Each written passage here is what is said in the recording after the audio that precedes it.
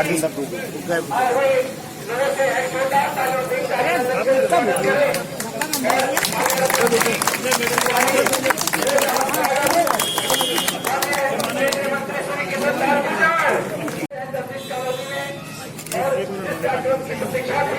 बार photo ले लेना भाई। आप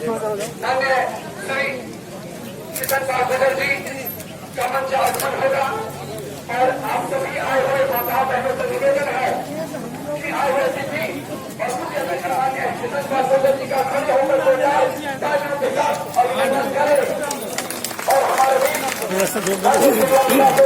के साथ उनके साथ सभी मान्य नेता का मंच आगमन है। मान्य श्री किशन पार्षद जी आपके बीच मंचासीन जोरदार तालियों के साथ अभिनंदन स्वागत का कार्यक्रम जारी रहे। बड़ी मुद्दतों से दीदार उल्फत मिला हम सभी को, जो आप आए करते हैं तन और मन धन से दिलो जान निछावर, जो आप आए हमारे बीच श्री ओम प्रकाश रक्षवाल जी से निवेदन है कि दो शब्द हमें कहें। धन्यवाद। आज हमारे बीच में आए हैं,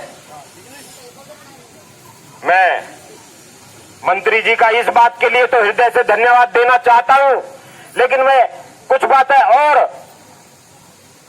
अपनी नहर पार की जनता की तरफ से रखना चाहता हूं कि माननीय मंत्री जी, हम पल्ला पुल और मीठापुर पुल में जाम में फंसते थे और कोई साल 2 साल नहीं, हम 10 तक 20 साल तक हम वहां जाम में फंसे रहे। कांग्रेस की सरकार आती रही जाती रही, कांग्रेस के मंत्री विधायक सांसद बनते रहे, लेकिन हमारे उस पल्ला पुल का किसी ने समाधान नहीं किया।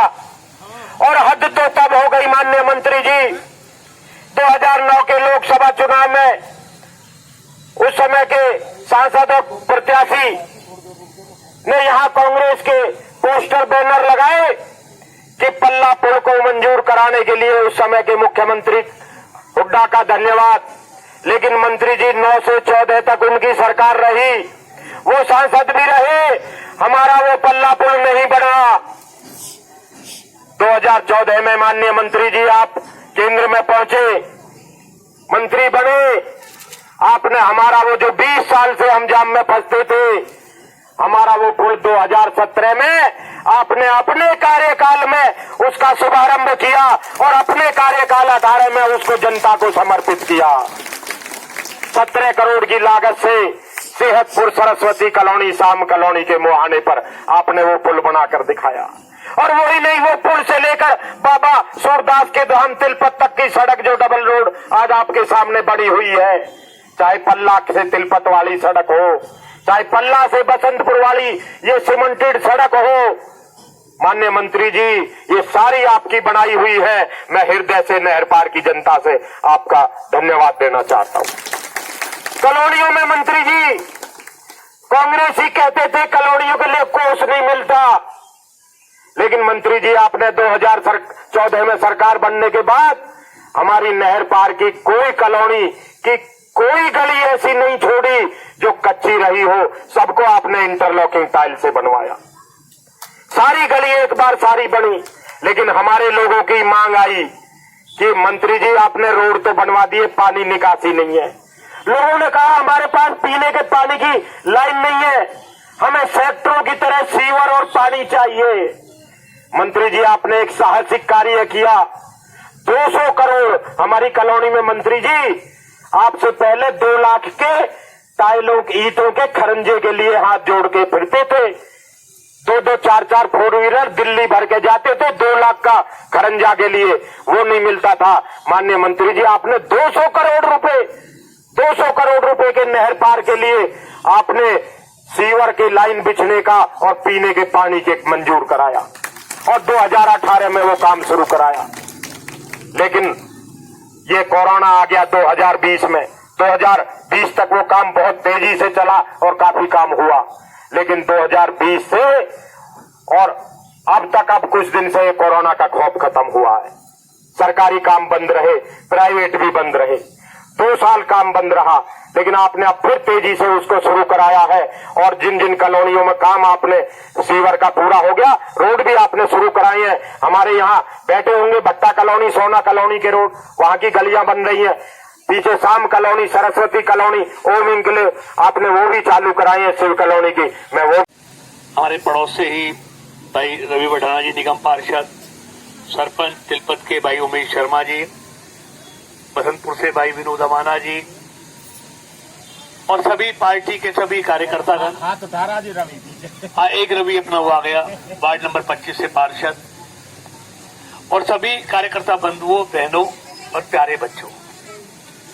मैं कोई आज लंबा चौड़ा भाषण देने के लिए नहीं, आदरणीय मोदी जी ने कोरोना के चलते हुए पूरे देश के 80 करोड़ लोगों के लिए जो प्रधानमंत्री गरीब अन्न कल्याण योजना शुरू की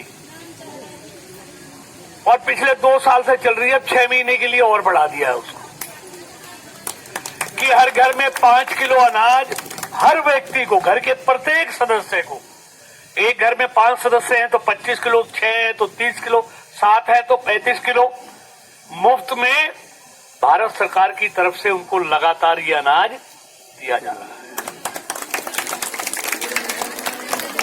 ये देश की आजादी के बाद पहली बार किसी प्रधानमंत्री ने ये किया है। दूसरा, जो प्रधानमंत्री जी ने गरीब लोगों के लिए किया, 10 करोड़ परिवार जो 2011 के सेंसस के अनुसार, यानी कि 50 करोड़ लोग, उनके लिए 5 लाख तक का प्रत्येक वर्ष इलाज उस परिवार के लिए मुफ्त में देने की आदरणीय मोदी जी। और एक और फायदा कर दिया हमारे मुख्यमंत्री मनोहर लाल जी ने। पहले जो गरीबी की रेखा से नीचे जो लोग थे, जो बीपीएल कार्ड वो बनता था, जिनकी 1,20,000 रुपए की सालाना इनकम होती थी, अब हमारे मुख्यमंत्री जी ने वो बढ़ाकर 1,80,000 कर दिया कि 1,80,000 से जिसकी इनकम कम होगी वो भी बीपीएल परिवार होगा, वो भी गरीबी की रेखा से नीचे होगा, और उनका भी आयुष्मान योजना की तरह 5 लाख तक का इलाज साल में उस परिवार का फ्री में होगा। ये मुख्यमंत्री जी ने घोषणा कर दिया। आप रोज पढ़ते हैं प्रधानमंत्री, यानी कि मैं आपको कह के जा रहा हूं, आपके सबके वो डेटा बन रहा है सबका, 1,80,000 वालों का, और मैं दावे के साथ कहता हूं नहर पार जितनी भी कॉलोनियां हैं 80% लोग 1,80,000 से नीचे आने वाले हैं, यानी कि 80% लोगों को बीपीएल की सारी योजनाओं का भी लाभ मिलेगा और 80% लोगों को 5 लाख तक का साल में फ्री में इलाज भी मोदी और मनोहर जी की आपकी सरकार देगी। गरीब लोगों को राशन देने की बात हो, गरीब लोगों का इलाज इस तरह मुफ्त में 5 लाख तक का, अगर कोई गंभीर बीमारी लग जाए, आजकल तो बुखार भी 25,000 से कम नहीं उतरता। कभी किसी सरकार ने, प्रधानमंत्री ने सोचा, मुख्यमंत्री ने, कि गरीब लोगों के लिए भी कोई योजना मुफ्त इलाज की बननी चाहिए? ये भी मोदी जी ने सोचा। और यही नहीं, मेरी माताएं बहनें बैठी हैं, जब हमारी कोई बहन गर्भवती होती है और उस पेट में पलने वाले बच्चे को अच्छी खुराक चाहिए, लेकिन घर के हालात की वजह से वो पूरा खुराक उसको मिल नहीं पाती, तो आदरणीय मोदी जी की सरकार ने यह तय किया, जब हमारी कोई भी बहन और बेटी गर्भवती होगी तो भारत सरकार की तरफ से 6,000 रुपए उसको खुराक के लिए दिया जाएगा, और मिल रहा है पूरे देश में। वो देना शुरू कर दिया, कई साल हो गए देते हुए मोदी जी के आने के बाद। आ जाएगा सबका, वो योजना बनी है, सबका पैसा मोदी जी ने दिया है। मतलब ये सारी चीजें, 9 करोड़ महिलाओं को बगैर नंबर के गैस के कनेक्शन दिए,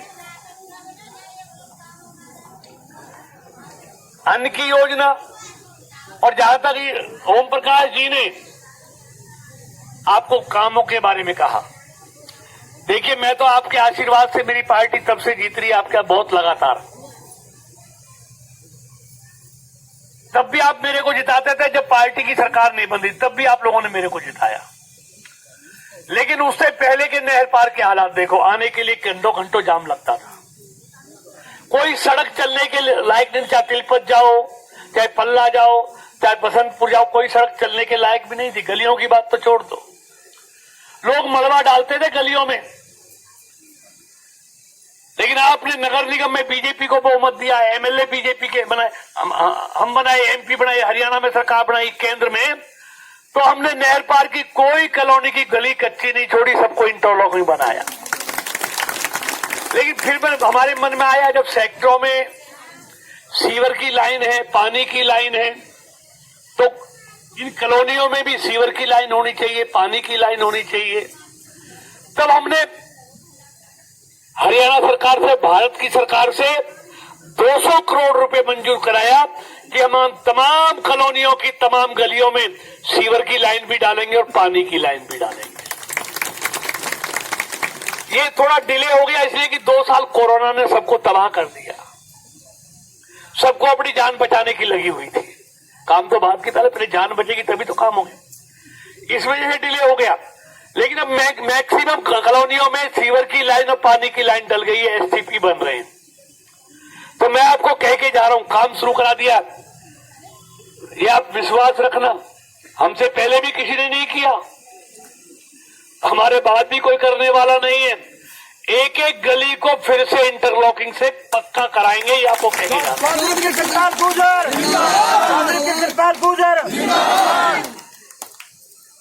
क्योंकि नगर निगम में भी आपने हमको बनाया है, हरियाणा में सरकार, केंद्र में सरकार, सब आपके सहयोग से। मैं अंत में इतना कहना चाहता हूं कि देख, कोरोना की बीमारी आई, अगर मोदी जी प्रधानमंत्री नहीं होते तो ये वैक्सीन भारत में इतनी जल्दी बन पाता जब अमेरिका में बनके तैयार हो गया था। अगर भारत में नहीं बनता तो हमको विदेशों से मंगाना पड़ता। वो मिलता, कितनी संख्या में मिलता, 135 करोड़ की आबादी, अमेरिका की 30 करोड़ की आबादी, जितने वहां से मिलता और कितनी थोड़ी संख्या में मिलता, कितने लोगों की जान माल की हानि हो जाती। लेकिन ये मोदी जी प्रधानमंत्री थे तो भारत में उसका तुरंत निर्माण कराया गया। अमेरिका जहां 30 करोड़ की आबादी है, अभी आधी आबादी को नहीं लगा पाया है, और मोदी जी ने हिंदुस्तान के हर व्यक्ति को वैक्सीनेशन कर दिया, 135 करोड़ लोगों को, 135 करोड़ लोगों को।